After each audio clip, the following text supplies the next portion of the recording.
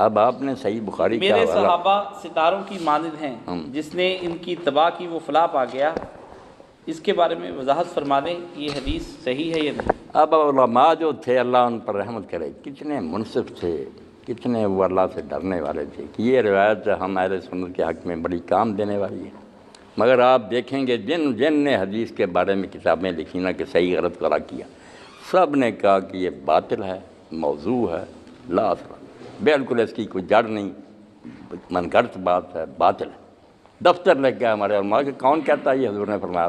کچھ نہیں۔ اور باتیں جو نا آپ نے کہا میرے اصحاب کو برا نہ کہو، تم احد پہاڑ جتنا سونا خرچ کرو گے تو ان میں سے کسی نے ایک مٹھی جو دی ہے تو اس کے برابر نہیں کہو گے شروع میں دین کے ان کو خدمت، وہ صحیح حدیث ہے۔ یہ جو ہے نا ٹھیک نہیں۔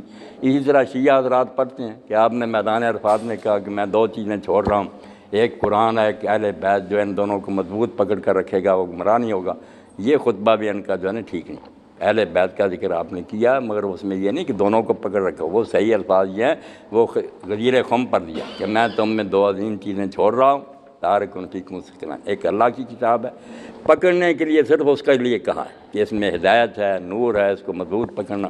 اہل بیت جو فرمایا نا کہ میری اہل بیت، ان کے بارے میں دین کا نہیں کہا کہ ان سے دین لینا یا پکڑنا، یہ کوئی لفظ نہیں۔ جہاں یہ تمسک آئے گا دونوں کا ضعیف موضوع ہے، اس میں یہ ہے کہ ذکرکم اللہ فی اہل بیت۔ اللہ نے بتا دیا نا کہ بعد میں لوگ ظلم کریں گے تو فرمایا میں تمہیں اپنے اہل بیت کے بارے میں خدا کا خوف دلاتا ہوں کہ اللہ سے ڈرنا میرے خاندان کے ساتھ۔ وہ ممتن امام مناوی لکھتے ہیں اس کے بالکل الٹ کیا، کسی کو قتل کر دیا حضور کے بچے کو، کسی کو قید کر دیا، ظلم ہی کرتے چلے گئے۔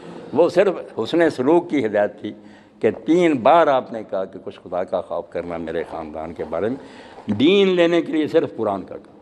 یہ جو ہم کہتے ہیں نا کہ آپ نے کہا قرآن اور سنت، یہ بھی زیادتی کی بات ہے، یہ بھی مرسل روایت ہے، کوئی نہیں ایسی مضبوط، نہ وہ ہے جو کہ اہل بیت سے دین لو۔